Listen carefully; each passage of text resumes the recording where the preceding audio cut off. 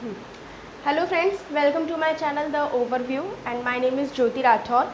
आज मैं आपके सामने भारतीय संविधान पढ़ाने के लिए आई हूँ और भारतीय संविधान पढ़ाने के लिए मेरा टॉपिक रहेगा भारत के संविधान के भाग। ठीक है, भाग को अगर हम देखते हैं तो हमारे संख्या क्रमांक की दृष्टि से जो हमारे भाग हैं वो 22 है, लेकिन टोटल नंबर ऑफ देखेंगे तो 25 है। ठीक है, इसी तरह हम अनुच्छेदों पर भी नज़र डाल लेते हैं। अनुच्छेद या आर्टिकल्स जो हमारे हैं वो अकॉर्डिंग टू सीरियल हमारे 395 है। अगर टोटल नंबर ऑफ देखेंगे तो 450 से अबव है। ठीक है, 450 से भी आगे जाके हमारे आर्टिकल बनते हैं। इसके अलावा जब अनुसूचियों की बात करते हैं तो अनुसूची हमारे यहाँ 12 ही है, चाहे आप उसे क्रमांक की दृष्टि से देखें या टोटल नंबर ऑफ शेड्यूल्स देखें। ठीक है, तो सबसे पहले मैं आपको स्टार्ट करने जा रही हूँ भाग स्टार्ट करने के लिए पहले मैं आपको बता दूं हमारे टोटल जो भाग है इन सीरीज़ वो 22 है। ठीक है, तो याद रखिएगा जब भी हम लोग भाग याद करेंगे या भाग के बारे में जो भी मैं वीडियो में आगे आपको बताऊंगी उसमें एक चीज़ हमेशा से याद रखिएगा कि भाग 22 से ज़्यादा नहीं होंगे। ठीक है, तो भाग याद करने के लिए मैं आपको कुछ ट्रिक्स बताऊंगी जिनको याद करने की ज़रूरत नहीं है। आप अगर वीडियो को 2 से 3 बार भी देखते हो तो आपको ईजिली वो याद हो जाएंगे। ठीक है, तो सबसे पहले हम भाग 1 की बात करते हैं। ठीक है, भाग 1 जो है उसमें दे रखा है संघ और उसके राज्य क्षेत्र।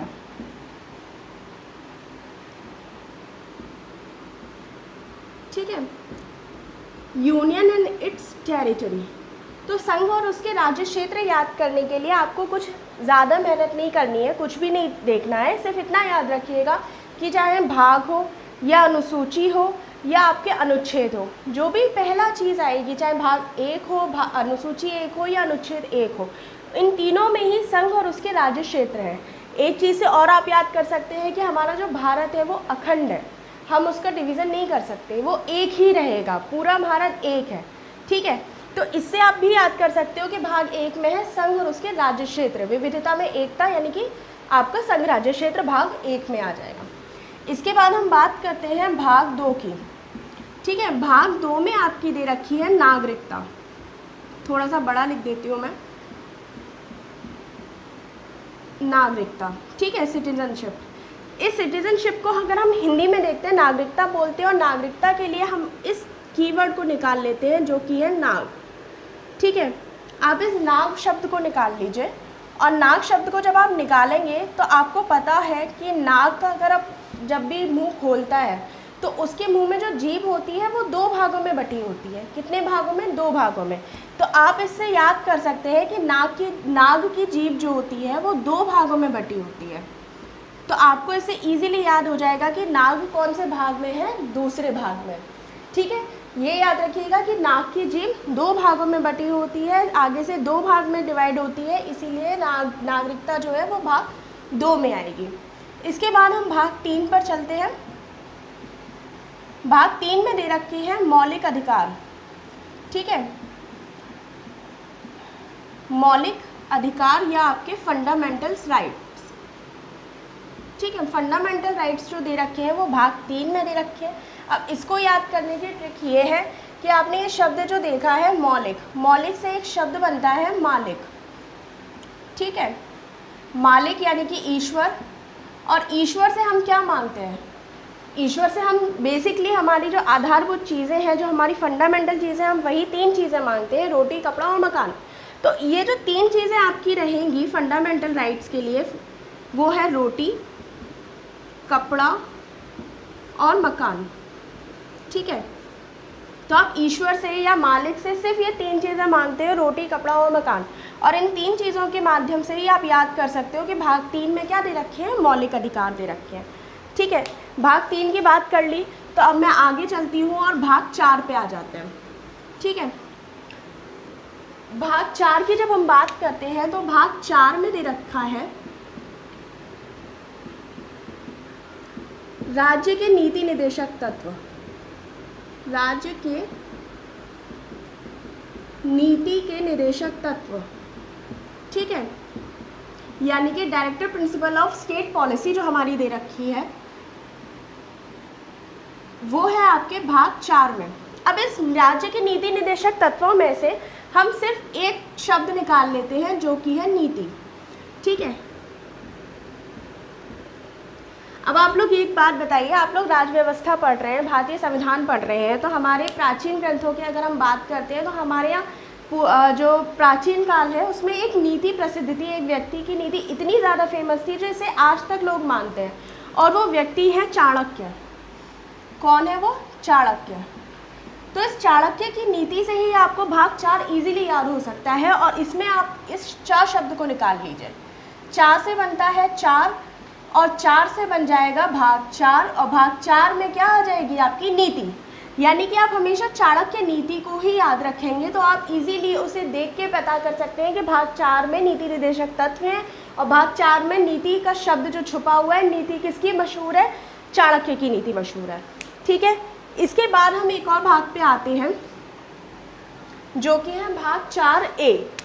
ठीक है, भाग 4A जो दे रखा है उसमें है आपके मौलिक कर्तव्य।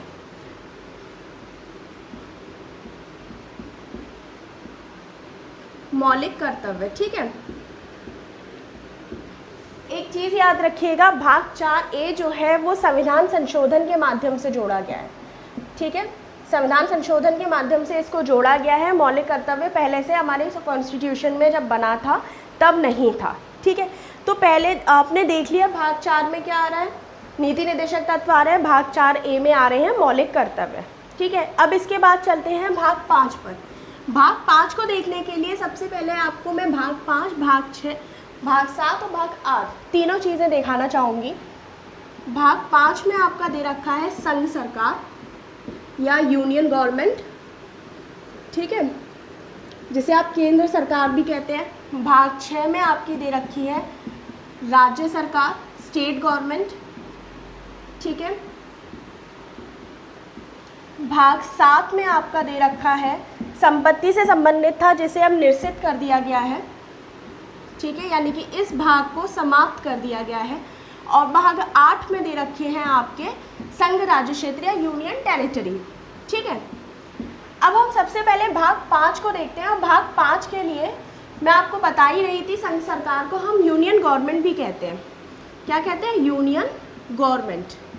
ठीक है, यूनियन गवर्नमेंट कहते हैं। अब यूनियन गवर्नमेंट से आपको पता होगा, इस शब्द से आप एक शब्द की तरफ पहुंच सकते हैं जिसे हम बोलते हैं ऑनियन। ठीक है, ऑनियन जो होता है उसको हिंदी में हम लोग प्याज कहते हैं। ठीक है, हिंदी मीनिंग इसकी प्याज है, और प्याज के प से आपको मिल जाएगा 5। ठीक है, प्याज का जो पा बना हुआ है उससे आप लिखेंगे 5। तो इससे आपको याद आ जाएगा कि जो यूनियन गवर्नमेंट है वो आपके भाग 5 में दे रखी है, क्योंकि यूनियन से बनता है अनियन, और अनियन को हिंदी में कहते हैं प्याज, और प्याज से बनता है आपका 5। तो आप इजीली इसको याद कर सकते हैं कि यूनियन गवर्नमेंट किस में आएगी? भाग 5 में आएगी। एक चीज़ और, यूनियन गवर्नमेंट है, यूनियन गवर्नमेंट पहले आएगी, स्टेट गवर्नमेंट उसके बाद आएगी। तो अब भाग 5 में अगर केंद्र सरकार या संघ सरकार आ रही है तो सीधी सी बात है, भाग 6 में जो आएगी वो राज्य सरकार होगी। भाग 7 जैसा मैं पहले बता चुकी हूँ, निरसित कर दिया है, समाप्त कर दिया गया है। उसके बाद भाग 8 की तरफ आते हैं। ठीक है, और भाग 8 में दे रखा है आपके संघ शासित प्रदेश या यूनियन टेरिटरी। आप इसको सीधे भी अंदाज़ा लगा सकते हैं कि जब भाग 5 में केंद्र सरकार आ गई, राज्य संघ सरकार आ गई है, उसके बाद भाग 6 में आपकी राज्य सरकार आ गई है, तो भाग 7 जो ऑलरेडी निरसित कर दिया गया है, तो जो बचा हुआ है वो क्या है? भाग 8। तो भाग 8 में आ जाएगा आपका यूनियन टेरिटरी। चलिए अब नेक्स्ट भाग पर आ जाते हैं। 8 के बाद आपका आएगा भाग 9। ठीक है, भाग 9 में आपका दे रखा है पंचायत। क्या दे रखा है? पंचायत। ठीक है, तो भाग 9 के पंचायत को आप कैसे याद रखेंगे? प से बन जाएगा 5 और चा से बन जाएगा आपका 4। ठीक है, क्या बन जाएगा? प से 5 और चा से 4, इन दोनों को अगर आप ऐड कर दोगे तो ना आ जाएगा, यानी कि भाग 9। भाग 9 में क्या दे रखी है? पंचायत दे रखी है, क्योंकि ये किन दो अक्षरों से मिलकर बन रहा है? 5 और 4। इन दोनों को अगर आप जोड़ देते हो तो 9 संख्या बनती है, और 9 संख्या किस में आती है? पंचायत में। तो जब भी आपके सामने क्वेश्चन आएगा कि पंचायत कौन से भाग में आएगी, तो उस पंचायत को देखकर ही आप बोल सकते हो कि 5 से बन जाएगा 5 और 4 से बन जाएगा 4, और दोनों को जोड़ देंगे तो भाग 9, जिसमें आ जाएगी आपकी पंचायत। ठीक है, भाग 10 पर भाग 9A पर आते हैं। ये जो भाग 9A है, इसको भी आपका जो जोड़ा गया था संविधान संशोधन के माध्यम से ही जोड़ा गया था। जो संविधान संशोधन के माध्यम से जितने भी पार्ट्स जुड़े हैं उनको मैं आगे वीडियो में बताऊंगी, जब मैं आपको पार्ट्स डिटेल में पढ़ाऊंगी। ठीक है, तो अभी आप इसको देखिए, भाग 9A में है आपकी नगर पंचायत। क्या है? नगर पंचायत। नगर पंचायत कैसे है? आप पंचायत को तो याद कर ही सकते हो, कितने में आ रही है? 5 और 4 9 में आ रही है, तो अब नगर को ही तो याद करना है। तो नगर को याद करने के लिए आप एक लाइन याद रखिएगा कि नगर की लड़कियां नकचढ़ी होती हैं। कैसी होती है? नकचढ़ी होती है। क्यों होती है? सभी जानते हैं, तो इसलिए आप नकचढ़ी को याद रखिए। इस कीवर्ड से ही आप इस पर पहुंच जाओगे। ना से बन जाएगा आपका 9 और का से बन जाएगा आपका क, तो 9 का में क्या आएगा आपका? नगर पंचायत। ठीक है, याद रखिएगा इस लाइन को, नगर की लड़कियां नकचढ़ी होती हैं, या इसको आप स्क्रीनशॉट भी ले लो नकचढ़ी को, तो अपने आप ही आपको लाइन याद रहेगी। इसके बाद भाग करते हैं भाग 9ख की। ठीक है, इसको भी संविधान संशोधन के माध्यम से ही जोड़ा गया था, और इसमें आती है सहकारी संस्थाएं। कौन सी संस्थाएं आती है? सहकारी संस्थाएं। ठीक है, सहकारी संस्थाएं की जो बात हम करते हैं, तो एक चीज़ और याद रखिएगा, जब हम 9ख की बात करेंगे तो जो सहकारी संस्थाएं जो होती हैं जिनमें लोग काम करते हैं, तो उसमें साथ में मिलके कई सारे लोग काम करते हैं। तो वो जब साथ में मिलके कई सारे लोग काम करेंगे तो उनके अपने अपने व्यूज़ होंगे, कुछ के व्यूज़ माने जाएंगे, कुछ के नहीं माने जाएंगे। इस तरीके से उन सब के बीच में एक तरीके से नखरे पैदा हो जाते हैं। ठीक है, तो जब हम नखरों की बात करते हैं तो हमारा एक वर्ड बनता है नखरे। ठीक है, और नखरों की अगर हम बात करेंगे तो इससे हमारा सीधे सीधे बन जाएगा, ना से बन जाएगा 9 और ख से बन जाएगा ख। तो जब लोग मिलके काम करते हैं तो उन लोगों के बीच में नखरे पैदा हो जाते हैं, और नखरे से ही हमारा भाग 9 बन जाएगा, यानी कि 9ख बन जाएगा। इसके बाद हम चलते हैं अपने भाग 10 पर, और भाग 10 में जो दे रखा है वो है आपकी जनजातियाँ। ठीक है, तो भाग 10 की अगर हम बात करेंगे तो इसमें जनजातियाँ दे रखी हैं, यानी कि आपकी शेड्यूल्ड ट्राइब्स दे रखे हैं। ठीक है, जनजातियाँ जो आपकी दे रखी हैं भाग 10 में, इसको आप याद करेंगे। आपने सोनिया गांधी जी का नाम सुना होगा। सोनिया गांधी जी का घर है दिल्ली में 10 जनपथ पर। कहाँ पर घर है? 10 जनपथ पर। ठीक है, जितने भी कांग्रेस के प्रेमी होंगे वो तो जानते ही होंगे सोनिया गांधी का घर 10 जनपथ पे है। तो इस 10 से बन जाएगा 10 और जन से बन जाएगा जनजाति। ठीक है, तो इससे क्या मिल गया आपको? 10 से 10 और 10 से जनजाति। तो 10 जनपद आप याद रखिए। 10 जनपद से ही आपको याद आ जाएगा कि 10वें भाग में क्या दे रखा है? जनजातियाँ दे रखी हैं। ठीक है, अब आ जाते हैं आप भाग 11 पे। भाग 11 में दे रखे हैं आपके केंद्र और राज्य के संबंध। कौन से संबंध दे रखे हैं? केंद्र एवं राज्य के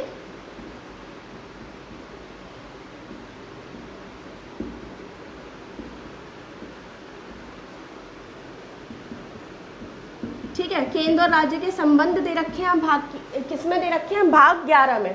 तो आपको मैंने पहले ही बताया था कि भाग जो 5 है, भाग 5 में केंद्र सरकार दे रखी है। कौन सी सरकार दे रखी है? केंद्र सरकार। कौन से भाग में? 5 में। तो आप इधर भाग 5, ठीक है, और भाग 6 में दे रखी है आपकी राज्य सरकार। कौन से भाग में दे रखी है? भाग 6 में। अब इन दोनों का अगर हम संबंध बताएंगे तो इन दोनों को ऐड ही तो करेंगे। तो भाग 5 और भाग 6 को आप जोड़ दीजिए तो आपका भाग 11 बन जाएगा। यानी कि 5 + 6 यानी केंद्र और राज्य के जो संबंध रहेंगे वो भाग 11 में है, क्योंकि भाग 5 दे रखा है, भाग 5 में दे रखी है केंद्र सरकार और भाग 6 में दे रखी है राज्य सरकार। दोनों के संबंध निकालने के लिए दोनों को एक कर देंगे और भाग 11 बन जाएगा आपका केंद्र और राज्य के बीच संबंध। ठीक है, तो आज के लेक्चर में मैंने आपको सिर्फ कुछ भाग बताए हैं जिनको 11 पर ही मैं आज छोड़ रही हूँ। नेक्स्ट भाग के लिए आप मेरा नेक्स्ट वीडियो देखिएगा, और उसके लिए आपको मेरे चैनल को लाइक, शेयर और सब्सक्राइब करना पड़ेगा। साथ ही साथ आपको अगर इसमें कोई कमी भी लगी हो तो प्लीज़ उसे कमेंट सेक्शन में आप बता दीजिएगा, और इससे अच्छा कुछ चाहते हो तो वो भी आप बता दीजिएगा। तब तक के लिए थैंक यू।